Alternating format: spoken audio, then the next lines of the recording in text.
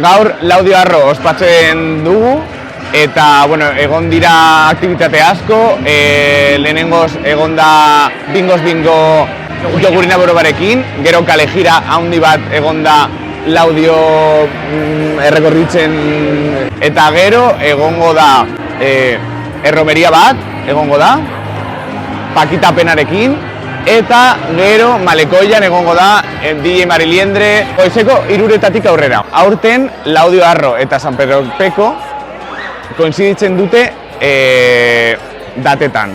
Horregatik bi ekimena bateratuko ditugu aldarrikapena ozenagoa egiteko.